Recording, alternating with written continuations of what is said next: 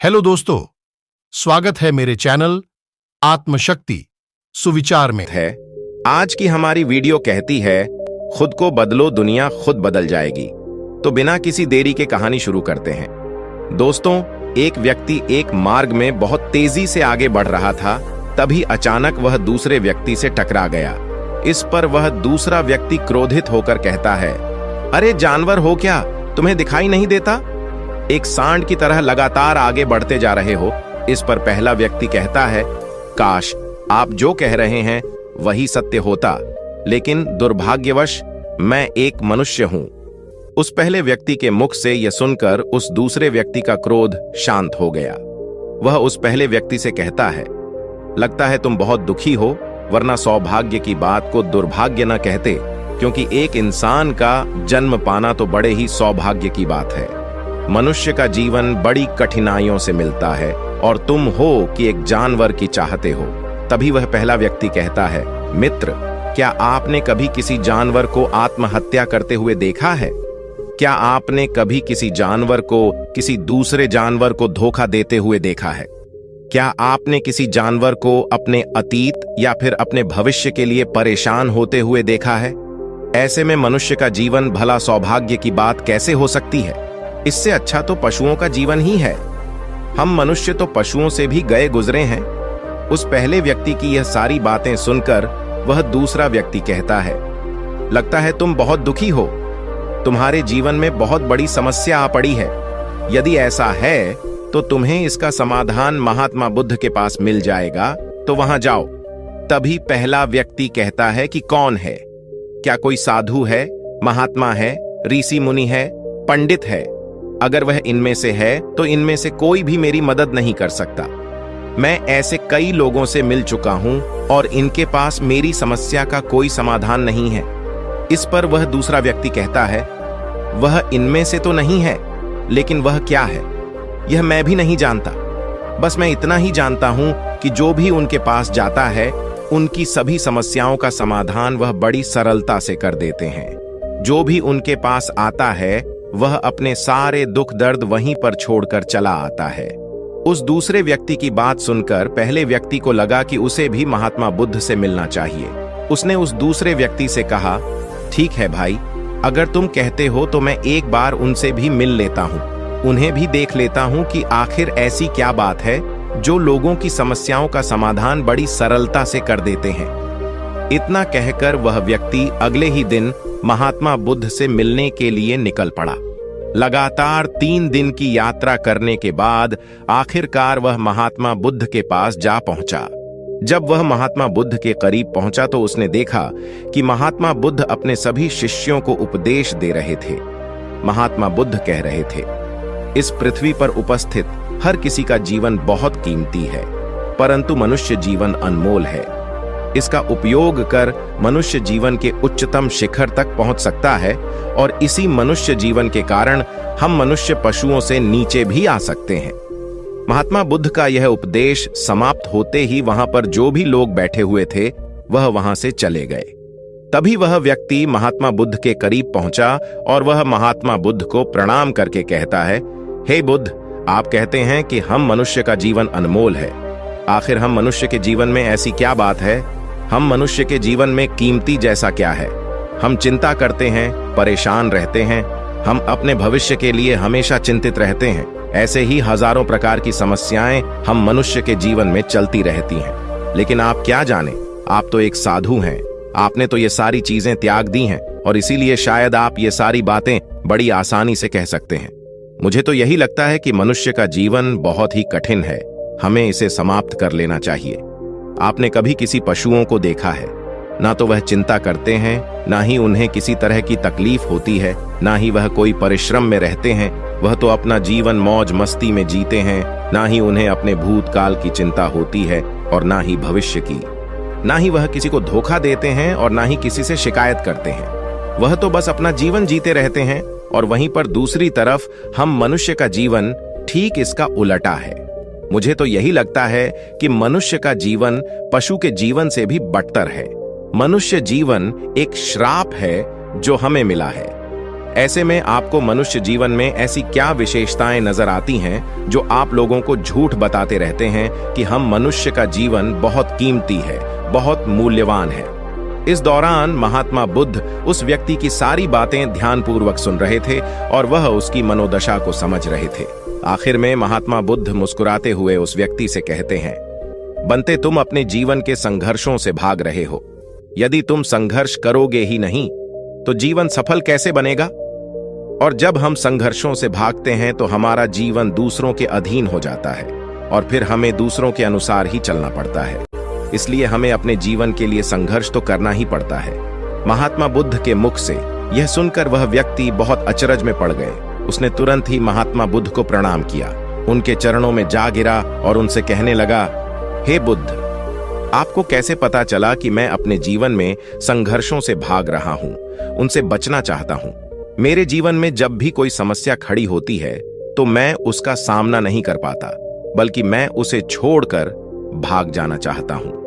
आगे महात्मा बुद्ध उस व्यक्ति से कहते हैं, तुम्हें लगता है कि पशुओं का जीवन हमसे लाख गुना अच्छा है, क्योंकि वह अपना जीवन खुद समाप्त नहीं कर सकते, क्योंकि वह किसी को धोखा नहीं देते और ना ही आने वाले भविष्य की चिंता करते हैं। इसका मतलब यह तो नहीं कि पशुओं के जीवन में कोई संघर्ष नहीं है। पशुओं के जीवन में तो जन्म से लेकर मृत्यु तक संघर्ष ही होता है। जब वह छोटे होते हैं तो उनकी जान को खतरा होता है। वे अपनी जान बचाने के लिए संघर्ष करते हैं। जैसे जैसे बड़े होते हैं तो उन्हें अपना पेट भरने के लिए संघर्ष करना पड़ता है। फिर चाहे उनके सामने कोई भी क्यों ना हो, फिर चाहे उनके सामने कितनी भी बड़ी परिस्थितियां क्यों ना हो, वे संघर्ष करने से कभी पीछे नहीं हटते। लेकिन हम मनुष्य छोटे छोटे संघर्षों से डर जाते हैं। अगर हम उन पशुओं की तरह अपने जीवन में संघर्ष करने लगें तो मनुष्य का जीवन अपने आप ही सफल हो जाएगा। इतना संघर्ष अगर एक मनुष्य अपने जीवन में कर ले तो वह जो चाहता है वह कर सकता है, उसे पा सकता है। और जबकि इतना संघर्ष करने के बाद भी वह पशु अपने जीवन में कुछ भी नहीं कर पाता। वंदे, वास्तविकता तो यही है कि बिना संघर्ष के कोई जीवन है ही नहीं। बिना संघर्ष के हमारा जीवन चल ही नहीं सकता। फिर चाहे कोई राजा हो या भिखारी, सबके जीवन में संघर्ष तो है ही। जो भी इन परिस्थितियों के खिलाफ संघर्ष नहीं करता, फिर चाहे वह मानव हो या पशु, उसका नष्ट होना तय है। इस पर वह व्यक्ति कहता है, हे बुद्ध, क्या आप मुझे कोई ऐसी चीज दे सकते हैं जिससे मेरे जीवन के सारे संघर्ष हमेशा हमेशा के लिए मुझसे दूर हो जाएं? मेरी सारी चिंताएं, सारी समस्याएं, सारी परेशानियां हमेशा हमेशा के लिए खत्म हो जाएं और मेरा जीवन हमेशा हमेशा के लिए सुखमय बन जाए। उस व्यक्ति की यह बात सुनकर महात्मा बुद्ध एक बार फिर से मुस्कुराने लगे और उस व्यक्ति से कहते हैं, वंदे, मैं तुम्हें वह चीज तो नहीं दे सकता, लेकिन हां, मैं तुम्हें वहां तक पहुंचने का रास्ता जरूर बता सकता हूं। यदि तुम वहां तक पहुंचने का संघर्ष कर लो तो तुम वहां तक पहुंच ही जाओगे और तुम्हें वह चीज मिल जाएगी। लेकिन मेरी यह बात और याद रखना कि इसका अर्थ यह भी नहीं है कि इसके बाद से तुम्हारे जीवन में परेशानियां या फिर समस्याएं आनी बंद हो जाएंगी। तुम्हारे जीवन में परेशानियां और समस्याएं तो आती ही रहेंगी, लेकिन उनका प्रभाव तुम पर बहुत कम हो जाएगा। तुम्हारे जीवन में दुख और समस्याएं तो आएंगे ही, लेकिन वह तुम्हें छू नहीं पाएंगी। और ऐसी अवस्था में चाहे तुम्हें कोई कितना भी दुख देने का प्रयास क्यों ना करे, तुम्हें चाहे कोई कितना भी धोखा देने का प्रयास क्यों ना करे, तुम्हें कभी भी धोखा नहीं मिलेगा। सब कुछ तुम्हारे पास ही होगा, लेकिन फिर भी वह तुमसे दूर रहेगा। महात्मा बुद्ध की यह बात सुनकर व्यक्ति महात्मा बुद्ध के सामने दोनों हाथ जोड़कर महात्मा बुद्ध से कहता है, हे बुद्ध, बताइए वह चीज क्या है और मुझे कहां मिलेगी? मैं उस चीज को पाने के लिए कुछ भी कर सकता हूं। मैं अपना पूरा प्रयास लगा दूंगा, लेकिन उस चीज को हासिल करके ही दम लूंगा। इस पर महात्मा बुद्ध ने उस व्यक्ति से कहा, सोच लो बंते, एक बार यदि तुमने रास्ता शुरू कर दिया तो तुम्हें उस रास्ते पर चलते ही रहना होगा जब तक कि तुम अपनी मंजिल को पाने ही लेते, और यह रास्ता अत्यंत संघर्षों से भरा होगा। क्या तुम अपनी मंजिल तक पहुंच पाओगे? इस पर व्यक्ति कहता है, आप मुझे वह मार्ग बताइए, मैं उस पर चलूंगा। मैं अपनी अंतिम सांस तक संघर्ष करूंगा, लेकिन उस चीज को हासिल करके ही दम लूंगा। इस पर महात्मा बुद्ध कहते हैं, सुनो, उस चीज का नाम है शांति, जो तुम्हारे मन के भीतर गहराइयों में है। जैसे यह समुद्र की लहरें ऊपर से तो बड़ी तीव्र नजर आती हैं और उछाल मारती हैं, जिन्हें देखकर हमारा मन घबरा जाता है, परंतु ठीक इसी के विपरीत उसकी गहराई में वह बहुत ही होता है। और ठीक इसी प्रकार हमारे मन की गहराइयों में भी वह शांति छिपी हुई है। तुम्हें अपने मन की गहराइयों में उस शांति को खोजना होगा, उस शांति के लिए संघर्ष करना होगा। और अगर तुम रास्ते से नहीं भटके तो जैसा मैंने तुम्हें कहा है वह सब तुम्हें मिलेगा जो तुम चाहते हो। महात्मा बुद्ध के मुख से यह सुनकर वह व्यक्ति कहता है, यथागत मैंने तो सोचा था कि आप मुझे कोई ऐसी वस्तु बताएंगे जिसे मैं किसी भी हालत में खोज लूंगा और उसके बाद मेरा जीवन सुखमय बन जाएगा। इस दुनिया में ऐसी कोई चीज जिसे खोजा नहीं गया, उसे तो खोजा जा सकता है, लेकिन मैं अपने मन के भीतर कैसे जा सकता हूँ? वहां भला कौन सा मार्ग जाता है, वहां भला कौन सी सवारी जाती है जिस मार्ग पर मैं चलकर या फिर उस सवारी के द्वारा वहां तक पहुंच सकता हूँ? इस पर महात्मा बुद्ध मुस्कुराने लगे और उस व्यक्ति से कहते हैं, बनते वहां पर कोई सवारी नहीं जाती और न ही वहां पर मनुष्य पैदल जा सकता है, फिर भी वह एक मार्ग है और उस मार्ग पर चलना ही पड़ता है। इस पर वह व्यक्ति कहता है, हे बुद्ध, तो आप मुझे बताइए, मैं उस मार्ग पर चलकर कैसे अपने मन के भीतर की उस शांति को खोज सकता हूं? इस पर महात्मा बुद्ध ने कहा, इस दुनिया में सबसे शक्तिशाली क्या है? इसका जवाब देते हुए वह व्यक्ति कहता है, हे बुद्ध, इस दुनिया में सबसे शक्तिशाली चक्रवर्ती सम्राट है, जिसके पास असीम शक्ति है, जिसके पास सब कुछ है, उसके पास किसी चीज की कोई कमी नहीं। इसके जवाब में महात्मा बुद्ध कहते हैं, नहीं, इस दुनिया में सबसे शक्तिशाली चीज है इच्छा, और यही इच्छा इस दुनिया को चला रही है। जो कोई भी कुछ भी कर रहा है वह उसकी इच्छा का ही परिणाम है, उसका कर्म है, सब कुछ उसकी इच्छा के अनुसार ही चल रहा है। जहां तक बात है एक चक्रवर्ती सम्राट की, तो एक इच्छा एक चक्रवर्ती सम्राट को भी धूल में मिटा सकती है, और वहीं पर उसी के विपरीत एक इच्छा एक आम इंसान को भी एक चक्रवर्ती सम्राट बनाने में सक्षम है। इस दुनिया में जो कोई भी है, जहां कहीं भी है, जिस किसी भी परिस्थिति में है, वह उसकी इच्छा के अनुसार ही है, वह उसकी इच्छा का परिणाम ही है। अपनी इच्छा के बल पर मनुष्य इस जीवन में कुछ भी कर सकता है, लेकिन एक वास्तविकता यह भी है कि मनुष्य अपनी इच्छा पर नियंत्रण नहीं कर पाता, जिस कारण उसके जीवन में वह सब भी घटित होता रहता है जिसकी वह चाहत नहीं रखता। हमारे मन की बुरी इच्छाएं हमारी तरफ बुरी चीजों को खींचती हैं, इसलिए इच्छा बहुत सोच समझ कर करनी चाहिए। हमें अपने जीवन में क्या चाहिए, यह केवल हम अपनी इच्छा से ही निर्धारित कर सकते हैं। इस पर वह व्यक्ति कहता है, हे बुद्ध, तो क्या मैं अगर यह इच्छा करूं कि मुझे अपने मन की भीतर की शाही शांति मिल जाए, तो क्या वह मुझे मिल जाएगी?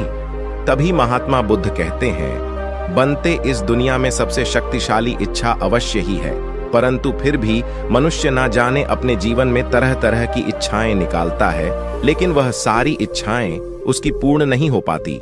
जानते हो क्यों? क्योंकि उस इच्छा को पूरा करने के लिए एक और चीज की आवश्यकता पड़ती है, और वह एक चीज की कमी मनुष्य के जीवन में हमेशा बनी रहती है। क्या तुम उसके बारे में जानते हो? इस पर वह व्यक्ति कहता है, नहीं बुद्ध, मैं नहीं जानता। वह क्या चीज है? तभी महात्मा बुद्ध कहते हैं, बनते संकल्प। संकल्प के बिना इच्छा व्यर्थ है। संकल्प के बिना तुम चाहे कितनी भी बड़ी इच्छा क्यों न कर लो, लेकिन वह कभी पूरी नहीं हो सकती। संकल्प जितना मजबूत होगा, तुम्हारी इच्छा भी पूरी होने की संभावना उतनी ही अधिक होगी, और संकल्प जितना कमजोर होगा, तुम्हारी इच्छा भी उतनी ही कमजोर होगी।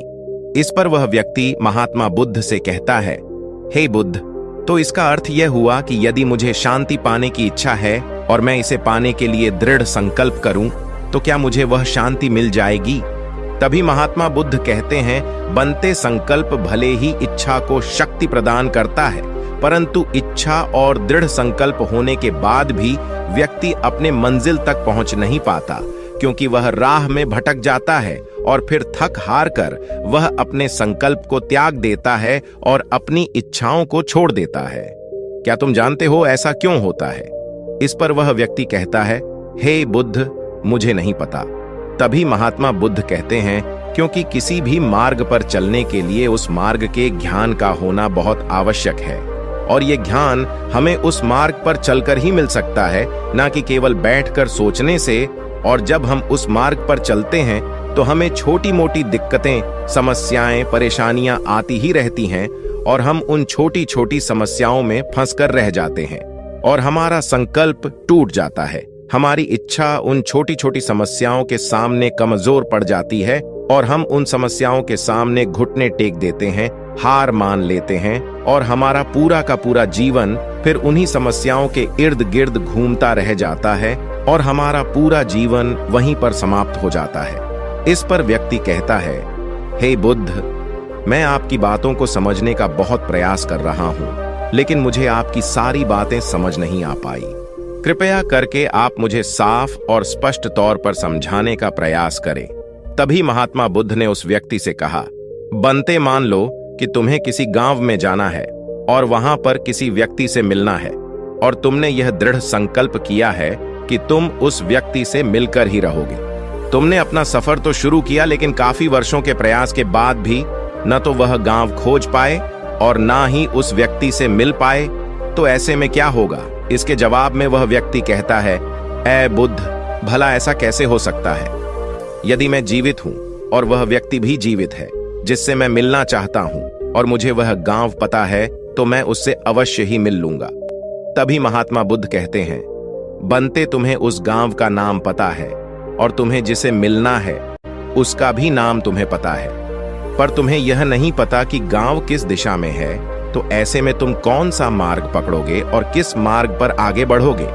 यदि मान लो कि तुमने किसी विपरीत मार्ग को पकड़ लिया, तो क्या वह तुम्हें उस गांव तक ले जाएगा? क्या वह तुम्हें उस व्यक्ति से मिला पाएगा? इस पर वह व्यक्ति कहता है, हे बुद्ध, इस अवस्था में तो यह कार्य बिल्कुल भी असंभव होगा। इस पर महात्मा बुद्ध मुस्कुराते हुए उस युवक से कहते हैं, बनते, मैं कब से यही तुम्हें समझाने का प्रयास कर रहा हूं। हमारी इच्छा संकल्प होने के बाद भी हमें सही मार्ग का ज्ञान होना आवश्यक है। शांति को खोजने का जो मार्ग है वह ध्यान, और ध्यान के भीतर होता है, बाहर नहीं। जब तुम अपने भीतर की शांति को खोजने के लिए ध्यान के मार्ग पर आगे बढ़ो कि अपनी इच्छा की पूर्ति के लिए तुम उस मार्ग पर आगे की ओर बढ़ते चलोगे, तो हो सकता है कि तुम्हारी राह में छोटी छोटी मुसीबतें, दिक्कत या तकलीफें आए, लेकिन तुम्हें उन समस्याओं का सामना करना ही पड़ेगा। तुम्हें उनसे लड़ना होगा, उनसे संघर्ष करना ही होगा, क्योंकि वह मार्ग तुम्हारे लिए बिल्कुल नया है। और पहली बार जब हम किसी मार्ग पर आगे बढ़ते हैं तो हमें यह नहीं पता होता कि अगला पड़ाव क्या होगा और आगे कौन सी कठिनाइयां आने वाली हैं। हमें तो वहां पर जाने के बाद ही पता चल पाएगा। वहीं पर दूसरी तरफ जो मनुष्य इन छोटी छोटी दिक्कतों में नहीं फंसता, वह अपने संकल्प पर दृढ़ बना रहता है। अपने जीवन में वह सब कुछ पा लेता है जो वह चाहता है, और अपनी मंजिल पर पहुंचकर उसे असीम शांति भी मिलती है। और जब मनुष्य अपने लक्ष्य को प्राप्त कर ही लेता है, तब उसे और कुछ पाने की इच्छा नहीं रह जाती। इसी प्रकार यदि तुम भी केवल मार्ग पर आगे बढ़ते रहो, तो तुम भी अपने मन के अंतर तक पहुंच जाओगे, और वहां पहुंचने के बाद तुम्हें किसी चीज की कोई आवश्यकता नहीं पड़ेगी। नहीं तुम्हें कोई धोखा दे पाएगा, ना ही तुम्हें कोई लूट पाएगा, और ना ही तुम्हें कोई दुख पहुंचा पाएगा। उस अवस्था में पहुंचने के बाद ना ही कोई मोह, ना ही कोई चिंता, और ना ही कोई समस्या रहेगी। तुम उस परिस्थिति से बड़ी सरलता से निकल पाओगे, और जब तुम अपने मन की उस शांति को प्राप्त कर लोगे, तो तुम एक पशु तो नहीं रहोगे और ना ही एक मनुष्य रहोगे, बल्कि तुम मनुष्य से भी और ऊंचा दर्जा प्राप्त कर लोगे। और फिर तुम्हें कोई भी दुख कभी हो नहीं पाएगा। फिर तुम्हें किसी चीज की कोई परेशानी नहीं रह जाएगी, ना ही तुम्हें भविष्य की चिंता होगी और ना ही अपने बीते हुए भूतकाल की। तुम तो बस अपनी शांति में मग्न रहोगे, और तुम्हें किसी प्रकार का दुख कभी छू तक नहीं पाएगा। महात्मा बुद्ध की यह बात सुनकर वह व्यक्ति महात्मा बुद्ध के चरणों में गिर पड़ा और महात्मा बुद्ध से कहता है, हे बुद्ध, आपकी सारी बातें सत्य है। मैं आपकी सारी बातें समझ चुका हूं, लेकिन फिर भी मेरे मन में एक दुविधा है।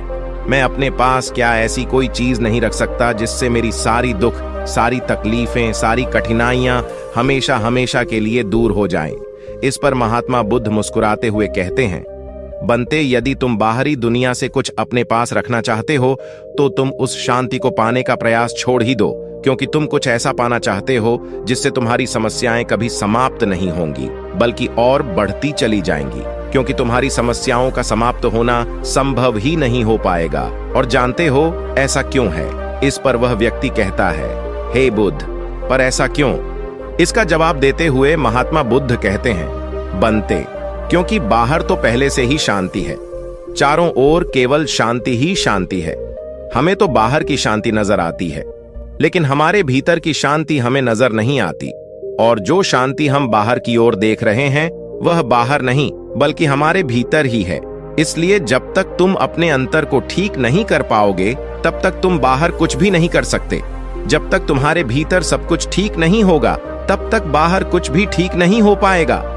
इतना कहकर महात्मा बुद्ध शांत हो गए और वह व्यक्ति महात्मा बुद्ध की बातों पर विचार करने लगा। उसके पास महात्मा बुद्ध के बताए गए रास्ते के अलावा और कोई मार्ग भी नहीं था। उसने दृढ़ संकल्प लिया कि वह अपने भीतर की उस शांति तक पहुंचकर ही रहेगा। उसने ध्यान के मार्ग को अपनाया और आगे की ओर बढ़ने लगा।